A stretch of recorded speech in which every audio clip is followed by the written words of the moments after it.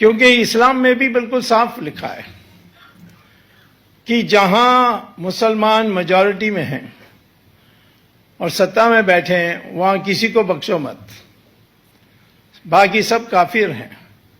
चंद को छोड़ दें नीच काम करने के लिए और बाकी जो है उनको कह दें सीधा कि धर्म परिवर्तन करके मुसलमान बन जाओ, वरना तुम काफिर होते हुए तुम्हारे अंत कर देंगे। ये तो साफ लिखा है और उसको दारुल इस्लाम कहते हैं। आप जानते हैं कि सऊदी अरेबिया में आज एक भी मंदिर नहीं है, सत्यनारायण पूजा घर में नहीं कर सकते, दिवाली नहीं मना सकते। और जब मैं सऊदी अरेबियन नेताओं से पूछता हूं ये क्यों, तो कहते हैं यही इस्लाम है, ये हमारी धर्म है, उसके अनुसार हम चल रहे हैं। और कोई भी हिंदुस्तान से जो वहां तो लगभग 20 लाख लोग काम नौकरी कर रहे हैं, उनके लिए इन्हीं घर के अंदर भी वो मना नहीं सकते सत्यनारायण पूजा, तो किस हालत में रहते हैं। एक को तो 7 साल जेल जाना पड़ा क्योंकि उसने रामचंद्र जी का फोटो पॉकेट में रखा और वो पता लग गया था। तो इसी प्रकार से 51 मुसलमान मेजॉरिटी देश हैं, उसमें सब में इसी प्रकार से चल रही है। अभी थोड़ा यूएई में स्वामीनारायण मंदिर को बनाने के लिए उनको परमिशन दिया, परंतु उसमें भी अनेक अंकुश लगे हुए हैं। तो दारुल इस्लाम माने मुसलमान सत्ता में, और मुसलमान सत्ता में है तो किसी और को बख्शना नहीं है वहां के देश के नागरिक के रूप में। फिर मोहम्मद ने यह भी कहा कि दारुल हरब है, जहां मुसलमान मेजॉरिटी में नहीं, सत्ता में नहीं है, वहां क्या करना चाहिए। यदि वहां की जो मेजॉरिटी है वो पिलपिला है, बटा हुआ है, एक नहीं हो सकते, तो सदा के लिए आंदोलन करते रहो, धीरे धीरे धर्म परिवर्तन करते हुए लव जिहाद करना वो भी करो, जो भी करना है, और धीरे धीरे संख्या बढ़ाते आप इस मेजॉरिटी बनने के लिए प्रयास करो। ये मैं नहीं कह रहा हूं, ये सिरा और हदीत में मोहम्मद के कहने के अनुसार। और तीसरा उन्होंने कहा दारुल अहद, जहां मेजॉरिटी संगठित है और वो कभी भी माइनॉरिटी को पीट सकती है, तो वहां सलाह क्या दिया उन्होंने, मोहम्मद ने, उन्होंने ये सलाह दी कि वहां सरेंडर कर जाओ, जो कहते हैं मान लो, बुर्का नहीं पहनने कहे मत पहनो, और कहो कि वहां आप जोर से यानी मस्जिद से नमाज के लिए आसान नहीं हो सकता है, नहीं करो, सरेंडर करो। एक बार ऐसा हुआ कि एक मुल्ला ने कह दिया कि हमें प्रधानमंत्री ऑस्ट्रेलिया से निवेदन है कि ऑस्ट्रेलिया में यूनिफॉर्म सिविल कोड नहीं होना चाहिए। तो तब प्राइम मिनिस्टर ने जवाब दिया कि आपको यूनिफॉर्म सिविल कोड नहीं पसंद है और आपको शरिया चाहिए तो दूसरा देश ढूंढ लो। और उसी के बाद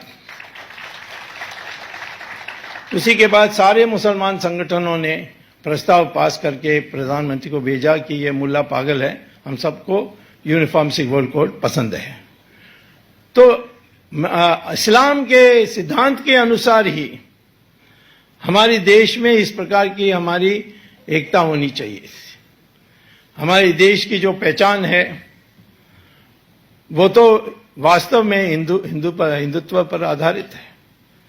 यूनेस्को ने भी अभी 46 जो संस्कृतियां हैं उनकी उन्होंने विवरण दिए, उसमें 45 गायब हो गए। इटली यानी रोम चले गई, ग्रीस चले गई, इजिप्ट चले गई। उन्होंने कहा कि एक ही है जो संस्कृति अटूट है, वो है हिंदुस्तान की हिंदू संस्कृति।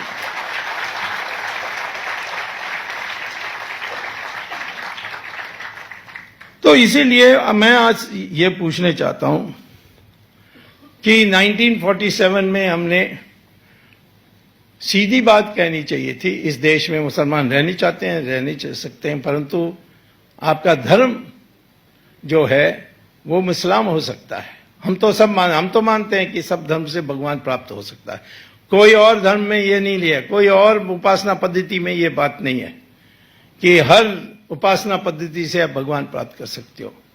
क्रिश्चियनिटी में कहते हैं कि तुम क्राइस्ट पर विश्वास नहीं करते हो तो तुम डेविल, तुम्हारे दिल में, तुम्हारे शरीर में डेविल बसा हुआ है।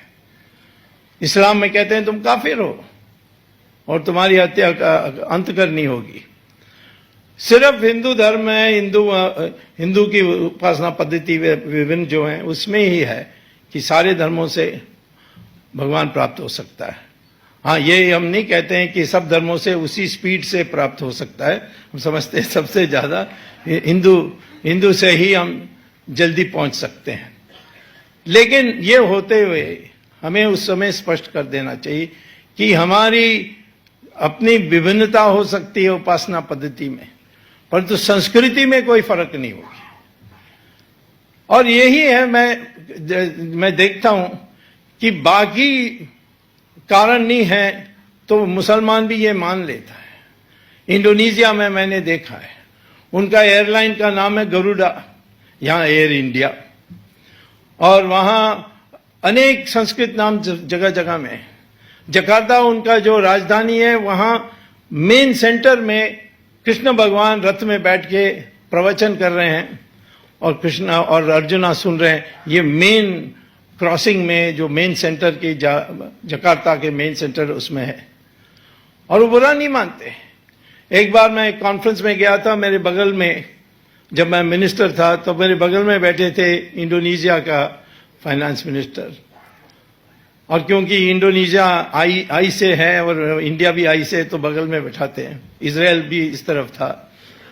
तो मैंने इस इंडोनेशिया के मंत्री से पूछा कि मैंने सुना कि आपके देश में आपने एक नया नोट, करेंसी की नोट निकाली है 20,000 रुपए की, रुपया की, उसको रुपया कहते हैं, और उसमें आपने गणेश का चित्र रखा है। तो आप तो मुस्लिम देश हो, अरे गणेश का चित्र क्यों रखा है?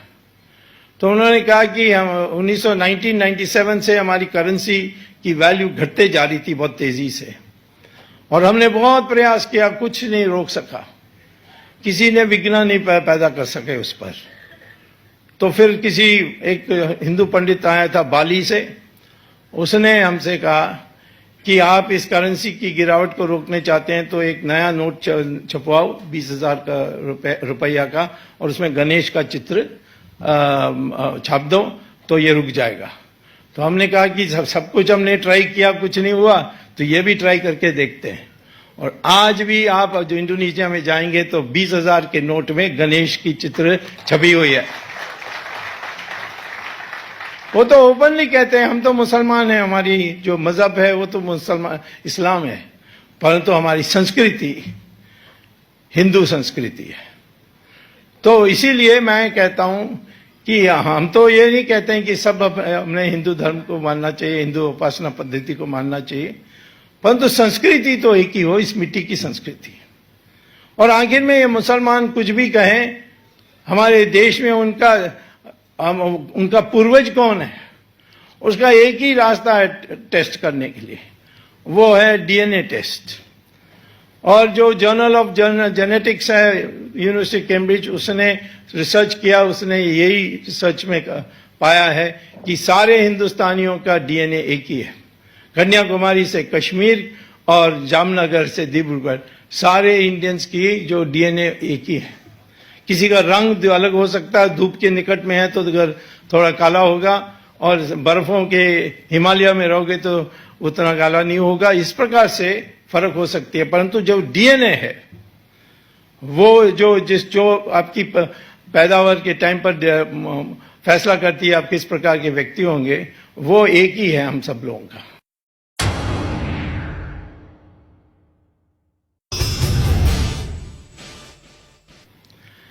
तो सवाल आज यही उठ रहा है इसके संदर्भ में। आज जो सीएए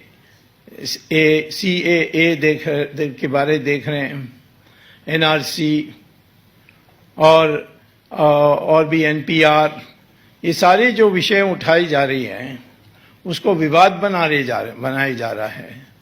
और उसका कारण एक ही है कि इस देश में हम जो पार्टीशन माने उसकी जो सही परिणाम थी कि जो शेष हिंदुस्तान थी उसको कम से कम हम एक हिंदुत्व के आधार पर बनाते तो आज ये समस्या होती नहीं।